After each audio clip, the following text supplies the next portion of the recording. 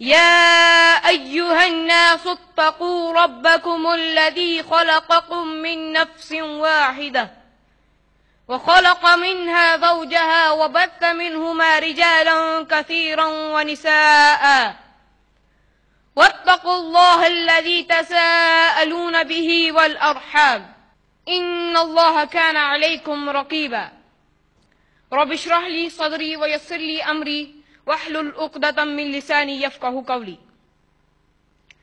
Venerable President, the Chief Guest, Sheikh Shamim Fauzi, Program Organizers, and the august gathering.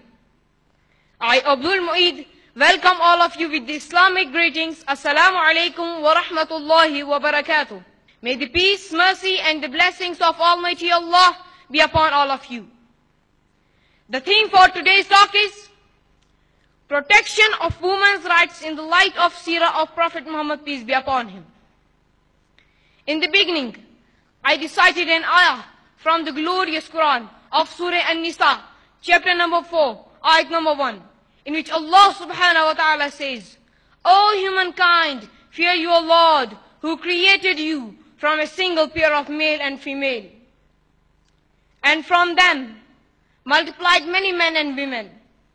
Fear your Lord, by whose name you ask everything from each other. Indeed, Allah is ever watchful over you.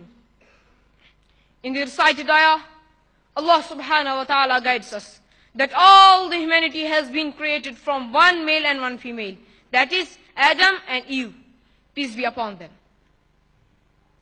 In other words, men and women pose equal rights in Islam, may it be social, political, religious, or economic.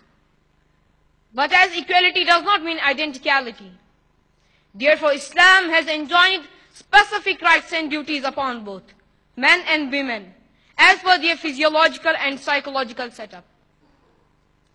When one analyzes the stats of women in Islam compared to men, he finds them at par in many respects. For instance, our beloved Prophet Muhammad, peace be upon him, said, Al-Jannatu tahta aqdamil ummahat, meaning the paradise lies beneath the feet of your mother. Another such example is that there is complete chapter in the glorious Quran entitled An-Nisa, meaning the woman. Not only that, there are clear and specific guidelines in the glorious Quran and in the authentic sayings of our Prophet Muhammad, peace be upon him, which assures the due rights and the reverence that a woman should receive and enjoy in the society. Since the time of our beloved Prophet Muhammad, peace be upon him, the degree of rights and the extent of protection that a woman folk have been enjoying in Islam is unique and of the highest order. That is the reason among the people reverting to Islam, 70 to 80% are women.